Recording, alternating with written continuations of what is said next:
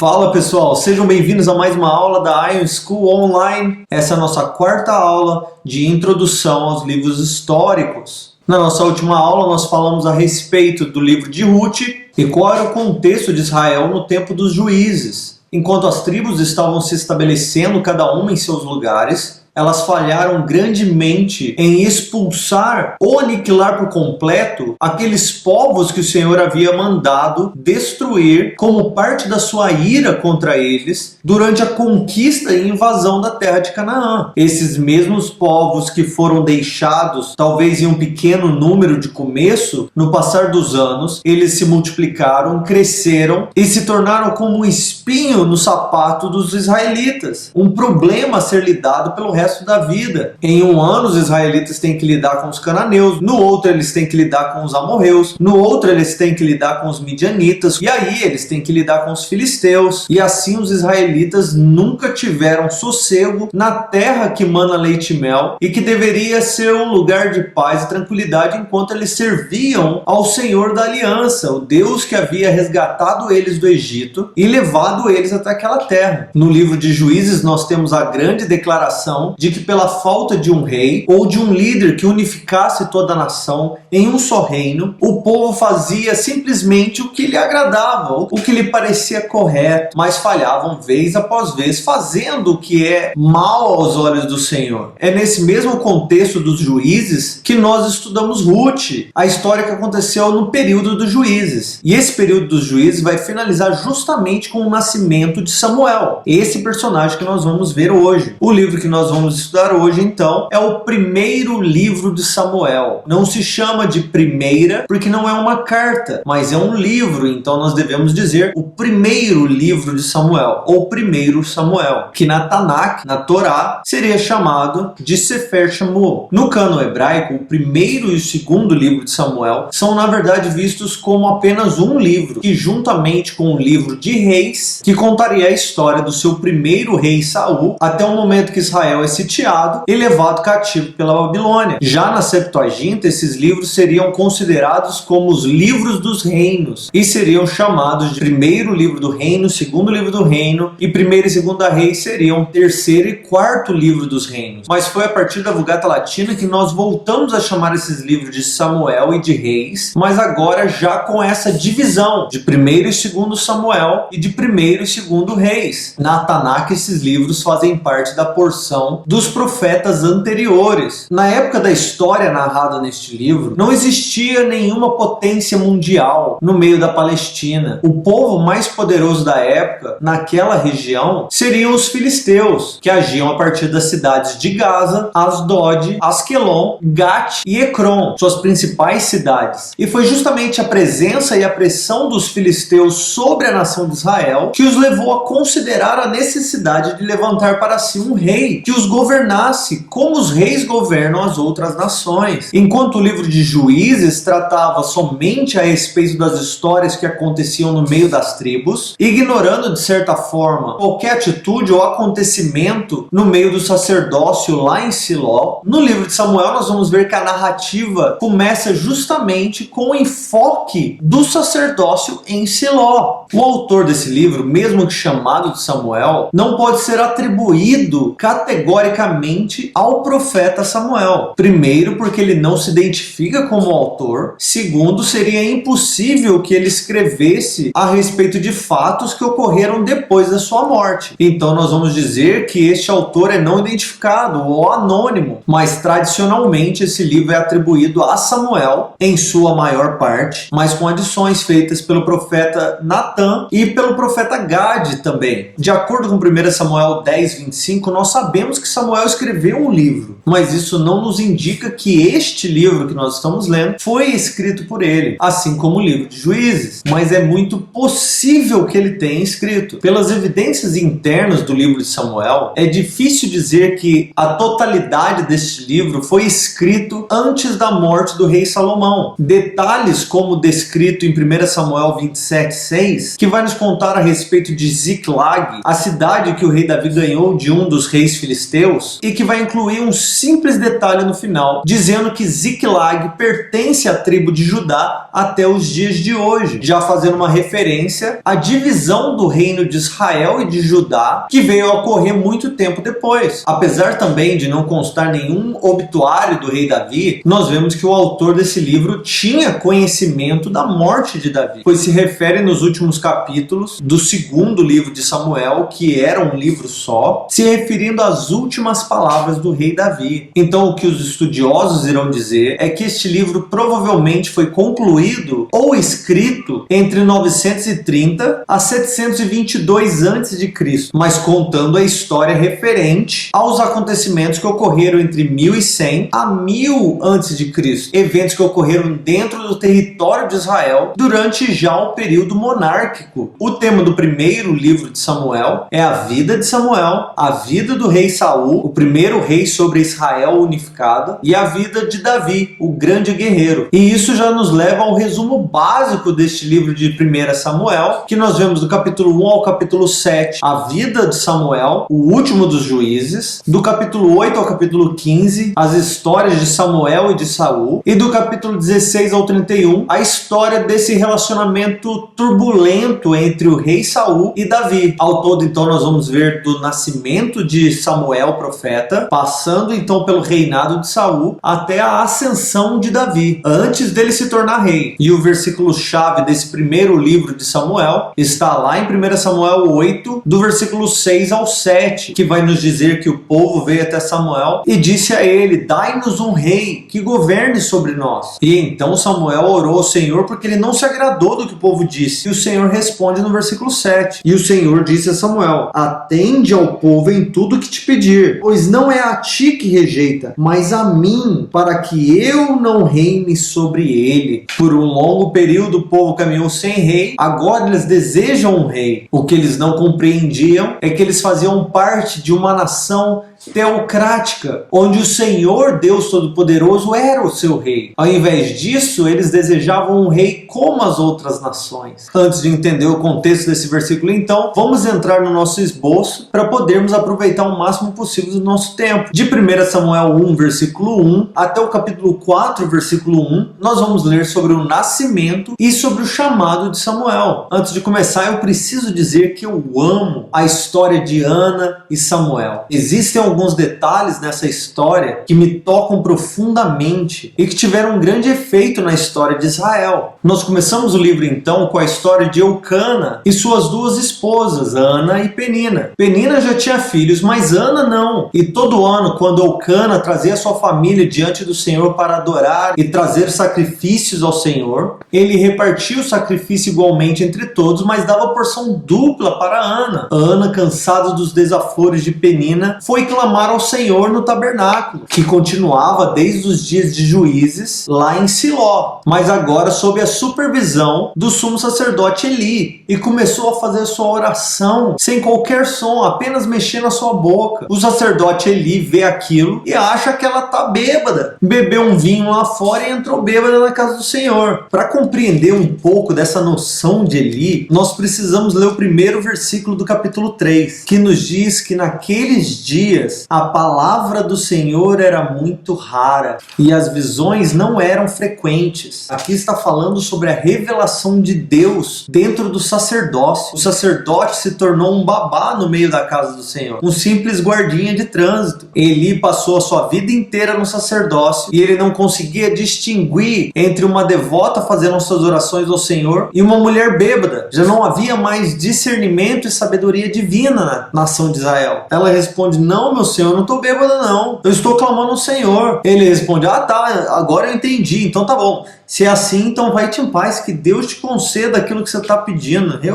Glórias. Ela volta para casa e o Senhor dá a ela o que ela quer, porque ela estava pedindo ao Senhor um filho. E se Deus desse a ela esse filho, ela consagraria ele ao Senhor. Ele seria um nazireu na mão do Senhor, consagrado todos os seus dias, mas não como um nazireu que não pertence ao sacerdócio. Porque nós vamos descobrir que Samuel era, além de tudo, levita. Ele morava entre os da tribo de Efraim, porque os levitas não tinham uma porção de terra, mas ele era um levita. A criança então nasce, ela chama ele de Samuel, porque ela diz: o Senhor me ouviu. Eu pedi ao Senhor e ele me ouviu. Ela esperou até que o menino fosse desmamado e levou o menino para o templo, para o tabernáculo, para a casa do Senhor, entregou ele a Eli e falou: cuida que é seu, eu ofereci ele ao Senhor e aqui está ele. Ele servirá ao Senhor todos os dias de sua vida. Ana então se alegra e ora ao Senhor naquele momento. No meio da sua oração ela vai falar a respeito de Deus abençoar os fracos e não os fortes, e também fala a respeito de como Deus dará força ao seu rei. Ana estava ali profetizando. Nós aprendemos sobre os filhos de Eli que desagradavam ao Senhor, não santificando as ofertas ao Senhor, mas tomando o que era de Deus para eles mesmos, não se importando e nem temendo ao Senhor. No meio dessa história, no versículo 18 do capítulo 2, nós vamos ler que Samuel, ainda pequeno, ministrava diante do Senhor. E mais, vestindo uma túnica de linho, que todos os anos a sua mãe fazia uma nova túnica e levava para ele. Um sumo sacerdote sem visão e discernimento, sacerdotes corruptos que desprezavam o altar do Senhor, e no meio disso tudo uma criança ministrando ao Senhor com vestes sacerdotais. Aquela roupa que a mãe dele estava levando para ele todos os anos não era uma simples roupinha bordada, ela estava levando para ele uma veste sacerdotal, assim como dos sacerdotes, uma túnica de linho. No versículo 6 vai dizer: Samuel continuava crescendo em estatura e em graça, tanto diante do Senhor quanto diante dos homens. Aí nós vemos que um homem de Deus apareceu a Eli, provavelmente um anjo da parte do Senhor, e ele declara a Eli que eles ignoraram a lei do Senhor e a aliança do Senhor, e que Hofni e Finéias, os dois filhos de Eli, fizeram o que era mal aos olhos do Senhor, e porque Eli amava mais os seus filhos do que as leis do Senhor, os dois filhos dele morreriam no mesmo dia. E nós vemos esse ciclo de contraste entre um sacerdócio caído e impuro e um novo sacerdócio puro diante do Senhor crescendo. O capítulo 3, versículo 1 vai dizer novamente: o menino Samuel continuava servindo ao Senhor. E é aqui que nós vemos a famosa história de Samuel. Samuel aqui, ele está dormindo num puxadinho lá do tabernáculo. Difícil pensar que ele estava dormindo dentro do tabernáculo. Caso ele não estivesse, ele estava muito próximo do tabernáculo, ainda do lado de dentro do átrio. Enquanto Eli ainda estava fazendo o seu trabalho, Samuel, ainda pequeno, já estava dormindo, perto da arca do Senhor. No meio da noite ele ouve seu nome: Samuel. Ele se levanta e vai procurar Eli. Sim, senhor, eu tô aqui. Eu não te chamei não, vai dormir, menino. Ele volta a dormir. Samuel: oi, Eli, o senhor me chamou? Não te chamei, vai dormir. Se você ouvir novamente essa voz te chamando, diga: eis-me aqui, Senhor. Porque Samuel ainda não tinha ouvido a voz do Senhor, ele não reconheceu o Senhor. Mas o Senhor chamou ele de novo: Samuel. E aí imagina, o Senhor fala com uma criança e ele já conta um segredo de cara. Ele fala assim: eu estou a ponto, Samuel, de fazer algo em Israel que deixará os ouvidos de todo mundo tinindo. Naquele dia eu vou agir contra Eli e vou cumprir tudo que eu havia dito a respeito da família dele. Mas é entre eu e você. No outro dia Eli pergunta a Samuel: o que Deus te falou? Samuel: não sei. E contou para Eli. Eli se entristeceu, mas disse: ele é o Senhor, ele vai fazer o que ele quiser, porque o Senhor havia rejeitado o seu sacerdócio. E no versículo 19, mais uma vez, nós vamos ouvir: enquanto nós temos o sacerdócio rejeitado, nós temos essa declaração absurda e magnífica que vai nos dizer que Samuel continuava crescendo no Senhor e o Senhor estava com ele e não deixava falhar. Ou em algumas versões vai dizer: e nenhuma de suas palavras caía por terra. Ou o Senhor não deixava falhar nenhuma de suas palavras. E foi assim que Samuel foi reconhecido por Israel como um profeta do Senhor. E o Senhor continuava a aparecer a Samuel lá em Siló. E era a palavra do Senhor que vinha a Samuel. Já pensou um profeta que tem 100% muito de acerto em suas palavras? Este era Samuel, jovem ainda, mas 100% certeiro. Depois de 1 Samuel 4, versículo 1, até o capítulo 7, versículo 17, nós vamos ver a perda e o retorno da arca. Essa porção do esboço, então, vai focar na perda e no retorno da glória de Deus, que está associada com a arca, onde o Senhor se manifesta no meio dos querubins. O povo de Israel vai lutar contra os filisteus, perde uma batalha, volta para Israel e diz: nós precisamos carregar a arca com a gente. Eles pegam a arca, trazem a arca para o meio do acampamento. Quando eles chegam no meio do acampamento, os soldados veem a arca, todo mundo começa a gritar: Lá no acampamento dos filisteus, eles ouvem os gritos e descobrem: eles trouxeram a arca do Senhor, estamos lascados, os deuses vieram para o acampamento deles, vai acontecer com a gente a mesma coisa que aconteceu com o Egito, o Deus deles vai lutar contra a gente. Mas o que aconteceu? Israel atacou os filisteus e perderam dos filisteus, porque o Senhor não estava com eles. Eles então matam os dois filhos de Eli, Hofni e Finéias, e levam a arca do Senhor junto com eles. Eli, que já atuava como juiz do Senhor em Israel por 40 anos, ouve a notícia de que eles perderam a guerra e fica esperando: e aí? E a arca do Senhor? O mensageiro diz: os seus dois filhos morreram. E ele pergunta: e a arca do Senhor? E o mensageiro diz: eles levaram a arca do Senhor, Eli. Eli o quê? Cai para trás e morre, bate a cabeça e morre, por descobrir que eles roubaram a arca do Senhor, não porque seus dois filhos morreram. Quando Hofni, Finéias e Eli morreram, a esposa de Finéias deu à luz a um filho, quando ela ouviu a notícia de que todos eles morreram. Quando a criança nasce, ela diz assim: Icabode, porque a glória se foi de Israel, porque tanto a arca quanto o sacerdócio se foram. Essa criança vai ser um sinal, o dia que a glória do Senhor se foi, o dia que a glória de Israel acabou. A arca então vai para a cidade dos filisteus, eles colocam ela no templo de Dagon. No outro dia de manhã, a estátua de Dagon está caída. Eles levantam a estátua, no outro dia ela está caída. Levantam a estátua, no outro dia amanhece com o pescoço e as mãos quebradas. Eles falam: nós não queremos isso não, vamos levar isso daqui. Leva para a próxima cidade, uma renca morre, um tanto de gente com tumores, feridas. Eles falam: leva esse negócio daqui.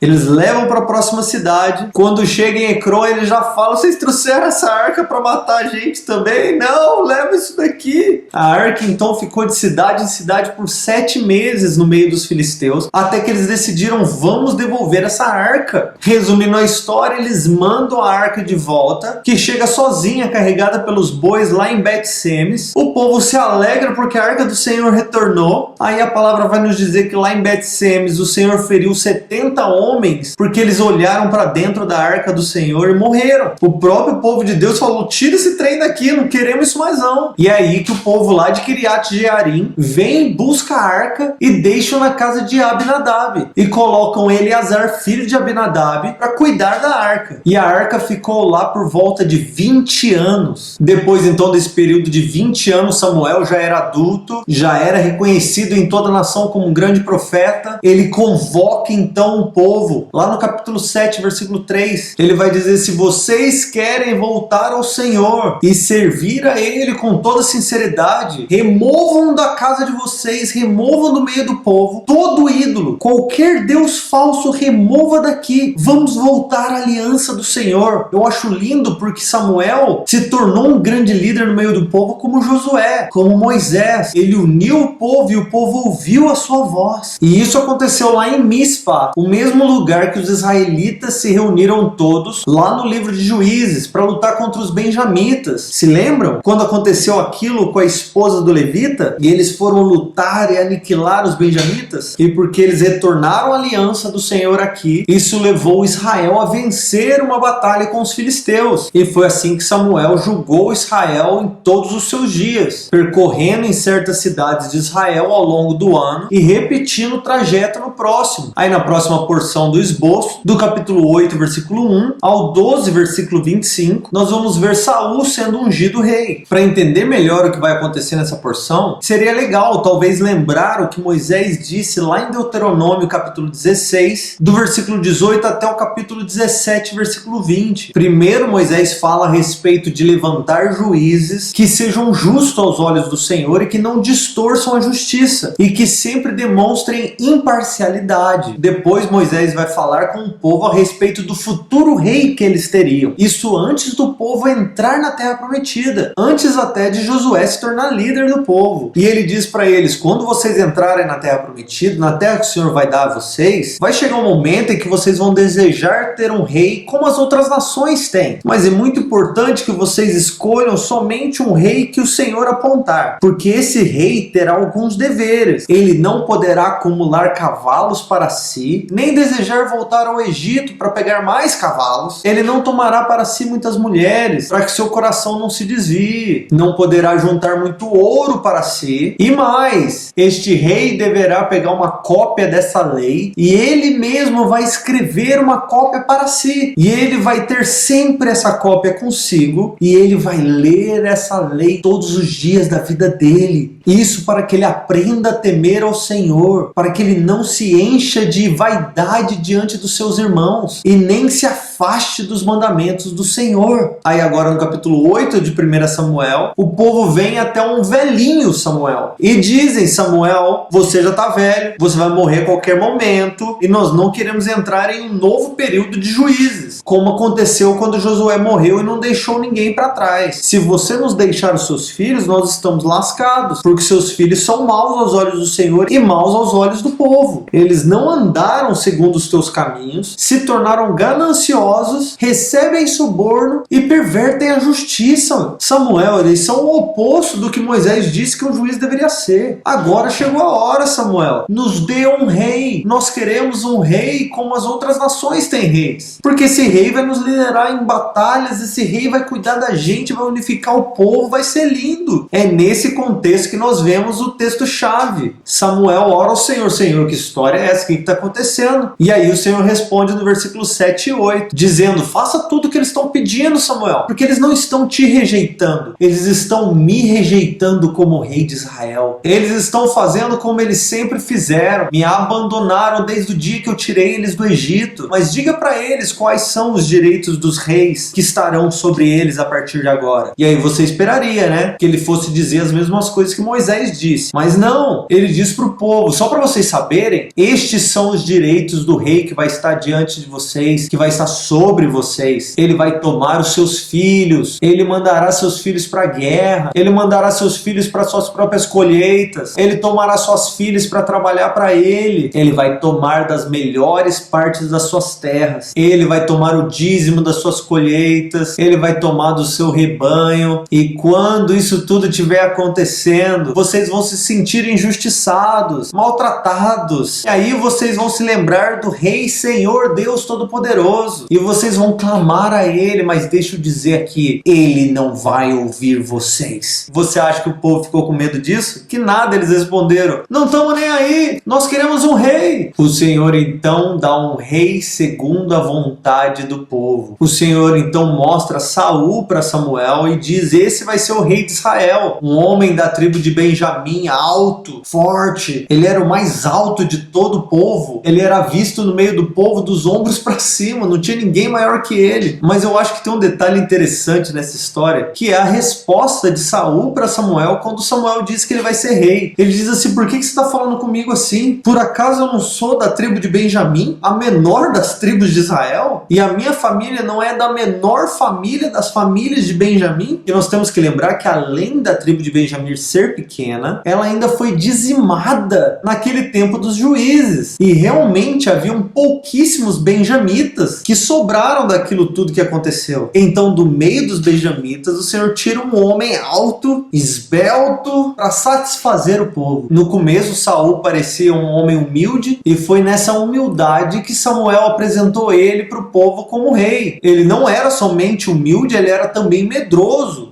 Ele tinha medo do povo, medo das opiniões a respeito dele, mas se tornou assim, rei sobre todo Israel, ungido pelo profeta Samuel, estabelecido pelo próprio Deus. E o Espírito do Senhor validou Saul e dando a ele sabedoria para liderar. Depois então que Samuel ungiu Saul, rei de Israel, ele chama a nação toda para se reunir lá em Gilgal, aquele lugar que foi o primeiro acampamento depois que o povo entrou na terra prometida, onde Josué renovou a aliança com o Senhor e circuncidou aquela segunda geração que havia nascido no deserto. Samuel fala assim: vamos para Gilgal para renovar a aliança com o Senhor agora, renovar o reino. Ele chega lá e fala assim: olha, eu fiz tudo que o Senhor me mandou até aqui, fui bem sucedido, até aqui o Senhor me ajudou, mas foram vocês que pediram um rei. Eu ungi esse rei, o rei está aí diante de vocês. Daqui para frente eu lavo minhas mãos, não tô nem aí. O povo fala para Samuel: não, Samuel, intercede ao Senhor por nós, para que o Senhor não nos mate, porque além dos nossos pecados nós ainda te pedimos um rei. Samuel responde: relaxa, contanto que vocês não desviem do Senhor buscando outros ídolos e se afastando da aliança do Senhor, tá tudo bem. Apenas temei ao Senhor, servindo ele de todo o coração, vai ficar tudo bem. Aí depois de 2 anos reinando sobre Israel, Saul resolve ir para a guerra contra os filisteus. Ele chama a galera e fala: vamos para Gilgal, porque Samuel havia dito para ele: quando você descer para Gilgal, você deve me esperar por 7 dias, porque eu te encontrarei lá para sacrificar ao Senhor. Quando Saul finalmente vai para Gilgal com seu grande exército para subir contra os filisteus, passam 7 dias, nada de Samuel aparecer. O que Saul pensou? Ele não vai vir. O povo começou a dispersar, ele ficou com medo do povo, da opinião do povo mais uma vez. Ele diz assim: eu mesmo vou sacrificar o Senhor. Vai, sacrifica ao Senhor. Quando a carne está queimando na churrasqueira, Samuel aparece. Samuel diz: o que foi que você fez, meu filho? Como assim? Ô Samuel, o povo estava indo embora. Você disse que ia vir em 7 dias, você não apareceu? Os filisteus estão vindo para me atacar, eu não sabia o que fazer, sacrifiquei ao Senhor. Samuel responde: você agiu loucamente. Você não obedeceu uma simples instrução do Senhor. O Senhor teria confirmado o seu governo em Israel. Mas por que você fez isso? O Senhor já escolheu para si um novo rei. Eu amo essa expressão aqui, porque o que ele está dizendo é: o Senhor proveu para si, o Senhor escolheu para si um rei segundo o seu próprio coração. Se é para Israel ter um rei, então que eu escolha alguém que me agrade, porque este rei servirá a Israel em meu nome. Mas isso está acontecendo porque você não obedeceu. Nessa porção também nós vamos ver uma história de como Jonatas, filho de Saul, saiu com seu escudeiro para atacar os filisteus sozinhos. Começaram a atacar os filisteus começaram a ficar doidos, matar um ou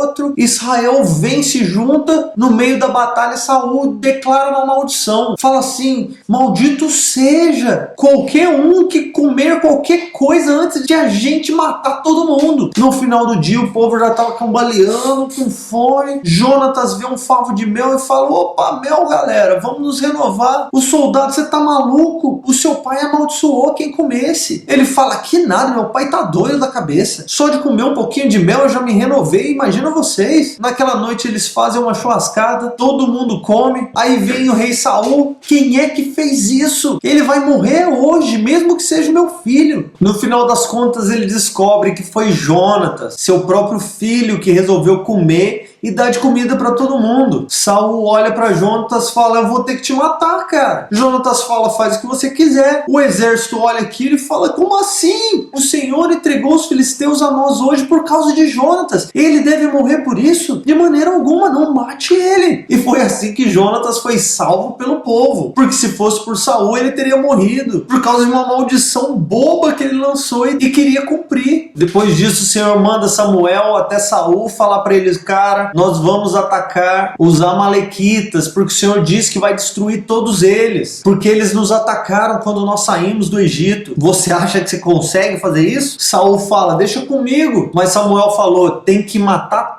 tudo, nem boi, nem vaca, nem cachorro, papagaio, nada, tudo tem que morrer, beleza? Saul vai lá, mata tudo, mas traz vivo como prisioneiro o rei Agag, sem contar que ele trouxe um monte de boi, ovelhas, carneiros e um monte de coisa, talvez tinha até papagaio lá no meio. Quando Samuel chega na parada: que foi que você fez? Saul: fizemos o que você queria, cumprimos a vontade do Senhor. Ah é? Então por que eu tô ouvindo balido de ovelha e mugido de de boi. Saul, tem isso. O povo tava com fome, daí nós pegamos um pouco pra gente fazer uma churrascada. Você errou de novo, desobedeceu de novo o Senhor. O Senhor se entristeceu por ter te colocado como rei de Israel. Ele, não, faz isso não, eu trouxe para sacrificar o Senhor. Aí Samuel diz o seguinte para Saul: por um acaso o Senhor tem mais prazer em holocaustos do que em obediência à sua voz? Obedecer é melhor do que sacrificar, e o atender ao Senhor melhor do que a gordura dos animais. Eu me lembro até da minha mãe me dizendo isso. É melhor obedecer do que sacrificar. E ele continua: rebeldia é como um pecado de feitiçaria, e teimosia é como um pecado de idolatria. O Senhor quer que você obedeça, Ele não quer que você sacrifique e peça perdão depois. Samuel finaliza dizendo: cara, tô indo embora, a gente não vai se ver mais. E se vira para ir embora. Quando ele se vira para deixar o rei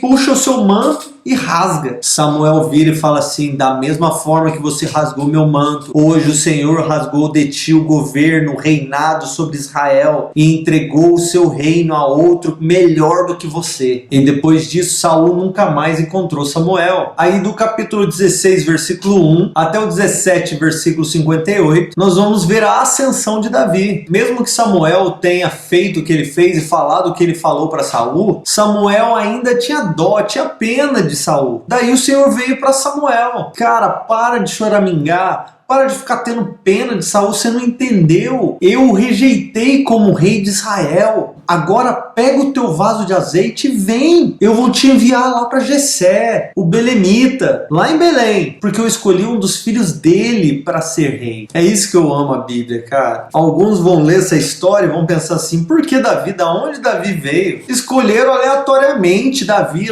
Vou te enviar lá para qualquer lugar, você escolhe alguém lá, vai ser tudo legal. E era Davi. Qual que coincidência? Não. Davi era filho de Jessé, que era filho de Obed, que era filho de Boaz, que era filho de Salmão com Raabe, da tribo de Judá, cuja profecia de Jacó havia sido dada sobre Judá, de que o cetro do governo seria dado a ele. Ele seguraria esse cetro até aquele a quem o cetro pertence vir, falando sobre o Messias. Não há nada de aleatório a respeito da escolha de um dos filhos de Jessé. Ele vai até a casa de Jessé, fala que vai fazer um sacrifício ao Senhor, para que o povo não se assuste, e nem diga a Saul que Samuel está lá para isso, para ungir um novo rei. Jessé traz seu primeiro filho Eliabe. Samuel olha para ele: uau, vai ser um reizão. Deus fala para Samuel: não olhe a sua aparência externa, porque eu o rejeitei. O Senhor não vê como o homem vê, pois o homem vê a aparência, mas o Senhor vê o coração. E assim cada um dos filhos de Jessé apareceu diante dele, e nenhum deles foi aceito pelo Senhor. Samuel: poxa, acabaram seus filhos? Não, tem mais um lá que está cuidando das ovelhas. Chama ele aqui, só vamos sentar para comer depois que ele vier. E aí chega o pastorzinho, miudinho, baixinho, ruivo, de olhos claros, de boa aparência, talvez até tinha sarninha. E o Senhor diz para Samuel: levanta-te e unge. É esse cara aí. E é aqui que nós vamos ver o contraste do novo e do velho reino. Enquanto nós vemos a ascensão de Davi, nós vemos o declínio de Saul. O Espírito do Senhor vem sobre Davi, o Espírito do Senhor sai de sobre Saul, e o Espírito vem sobre Davi. Mas Deus não deixa Saul sem um espírito. Ele envia sobre Saul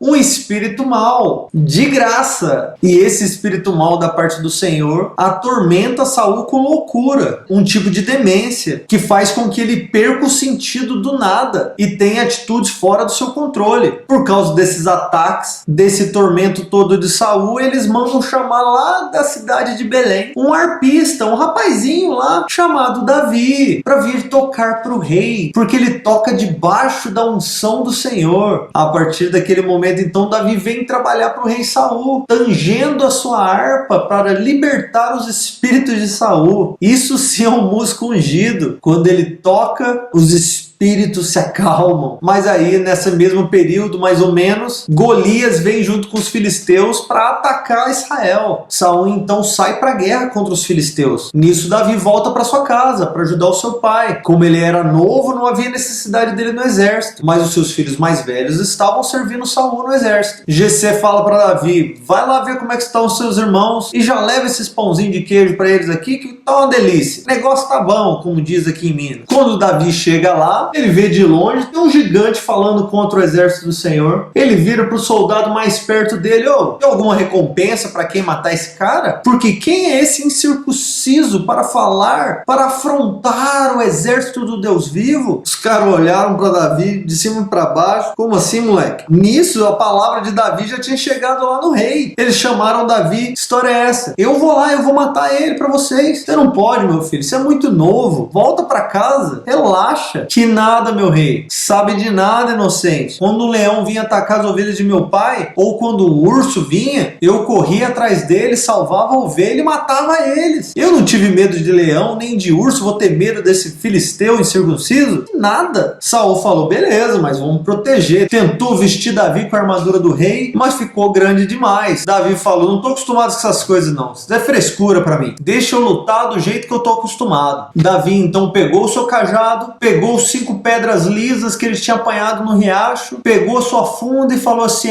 é assim que eu tô acostumado a brigar, vamos pra briga. E foi caminhando em direção a Golias. Quando Golias viu aquela miniatura de soldado vindo em direção a ele: você tá me achando com cara de cachorro? Por que você tá vindo brigar comigo com um pau? Aí Davi olha pra ele e fala assim: você vem contra mim com espada, com escudo, com lança, mas eu vou contra ti em nome do Senhor dos Exércitos. Se você não se lembra, ele está indo no nome do comandante dos exércitos de Deus, lá de Josué. Aí ele diz: o Deus dos exércitos de Israel, é a ele que você tem afrontado, e hoje mesmo ele te entregará em minhas mãos. Se tem alguém que vai ser comido pelas aves e pelos animais, vai ser você. E ele ainda diz: para que todos aqui saibam que o Senhor salva, não é nem com espada e nem com lança, mas a batalha do Senhor. Nisso o gigante se levanta e Davi sai correndo em direção a ele, mete a mão no alforje, pega uma pedrinha, roda sua funda, a pedra,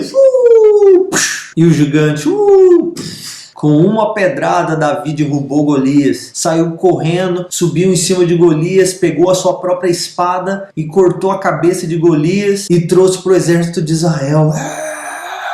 Quando Davi volta para o meio do exército, Saul sai ao seu encontro e pergunta: cara, você é filho de quem? Imaginando que ele era de um clã de guerreiros. Ele: meu senhor, o senhor sabe, de Jessé, o pastor de Belém. Davi então pegou a cabeça do gigante e levou para Jerusalém e deixou a espada do gigante guardada. Mais tarde, essa espada seria colocada junto com o colete sacerdotal e guardada pelos sacerdotes. Daí a última porção deste livro, do capítulo 18, versículo 1, até o capítulo 31, versículo 13, é onde nós vamos ver o declínio e a morte do rei Saul. No capítulo 18 nós vamos ver uma grande amizade nascendo, que é a amizade entre Davi e Jonatas, o filho de Saul. Vale destacar que este não é de maneira alguma um relacionamento homoafetivo. Eram 2 guerreiros que se amavam profundamente em amizade. Não cai em qualquer historinha que te diga o contrário. Sem contar que Jonatas era muito mais velho que Davi. Enquanto Davi ainda era um pastorzinho em Belém, Jonatas já estava lutando grandes batalhas no nome do seu pai. Mas enfim, os dois se tornaram grandes amigos. Aqui também nós vamos ver o começo das loucuras de Saul em tentar matar Davi. E tudo começou porque Saul ouviu as mulheres da cidade cantando a respeito de Davi. Saul matou milhares, Davi matou dezenas de milhares. Infelizmente nós não conseguimos confirmar em que ritmo ou em que tom as mulheres estavam cantando, mas eu sei que aquilo irritou Saul profundamente, e a partir dali ele ficou enciumado com Davi e queria matar Davi de qualquer jeito, porque eu acho que ele já sabia. Samuel disse que o Senhor levantaria alguém, e esse cara aqui pode ser ele. Nisso Davi e Mical, filha de Saul, estavam afim um do outro, mas Davi, por ser um simples pastor, se achava indigno de casar com a filha do rei. O rei fala assim: eu não vou pedir dote nenhum não, só quero 100 prepúcios, traga pra mim e me vinga diante dos filisteus. Davi: esse é o meu dote? 100 prepúcios dos filisteus? Beleza, trouxe 200. E assim ele se casou com Mical. O restante dessa porção é tomada pelas perseguições de Saul a Davi. Saul estava fissurado em matar Davi, e Davi estava simplesmente sobrevivendo enquanto perseguido por Saul. 2 vezes acontece que Saul sai em perseguição a Davi, mas no meio da perseguição o Senhor coloca Saul na mão de Davi para Davi matar Saul, e Davi diz: de maneira alguma, Deus me livre de encostar a mão no ungido do Senhor. Isso acontece no capítulo capítulo 24 e no capítulo 26, em boa velhice. E aí nós vemos nesse mesmo capítulo a história de como Davi se casa com Abigail, que era esposa de Nabal, um homem mau que acaba tendo um ataque cardíaco, morre engasgado, algo assim, ou simplesmente porque o Senhor matou ele, e Davi toma ela como esposa. Ele se casou com Abigail e com Ainoã, lá de Jezreel. No capítulo 27, Davi vai se refugiar no meio dos filisteus e recebe do rei Aquis Ziclag e fica morando lá por um tempo. No capítulo 28 e 29, os filisteus resolvem atacar Israel e o rei Ax chama Davi para ir junto com ele para atacar Israel. Davi fala: eu sou fiel a você, meu rei. Se você me pedir, eu vou. E foi junto com ele. Quando os exércitos se reuniram, os chefes do exército viram Davi e falaram: nós não vamos lutar com esse cara aqui não. Manda ele embora. O rei Ax fala para ele: cara, eu te amo, queria muito ser lutando com a gente, mas você vai ter que ir embora. Ele: beleza, vambora. Ele pega os seus guerreiros e voltam para Ziklag. 3 dias depois eles chegam lá e descobrem que os amalequitas haviam entrado na cidade, atacado e matado um monte de gente, levado um monte de despojos, o gado, o rebanho e as mulheres. Davi então persegue os amalequitas, toma de volta tudo que é dele, tudo que ele roubou do seu povo, destrói os amalequitas, além de ter tomado todos os outros despojos que eles tinham, os seus rebanhos e as suas manadas, e leva tudo para Ziklag. Enquanto isso está acontecendo, Saul está desesperado com o ataque dos filisteus e vai consultar uma médium, uma necromante, alguém que consulta espíritos. Resumindo a história, ela faz subir um espírito que Saul acredita ser Samuel, mas ele não vê nada, somente a mulher que vê. O espírito que se diz Samuel profetiza a morte de Saul. Fala: amanhã mesmo você e seus filhos estarão mortos. Isso no capítulo 18, versículo 19. No outro dia, Saul pega o seu exército e vai contra os filisteus. Os filisteus pressionam Israel e matam Jonatas, Abinadab e Mequisso. Os 3 filhos de Saul morrem no mesmo dia. Os arqueiros atacam e ferem Saul gravemente. Saul, ferido, olha para o seu escudeiro e fala: me mata, pega minha espada e me mata, para que esses incircuncisos não venham me matar. O escudeiro: não, meu senhor, não. Saul pega a espada e salta em cima da espada. O escudeiro vê aquilo e fala: meu Deus, como assim? Pega sua espada também e se mata. E foi assim que no mesmo dia, na mesma batalha, morreram Saul e os seus 3 filhos, sem contar o seu escudeiro e todos os seus soldados. Os filisteus tomaram as armas de Saul, colocaram no templo de Astarote e penduraram o corpo do rei Saul no muro. O povo de Jabes de Gileade vai lá e fala: de maneira alguma, pega o corpo de Saul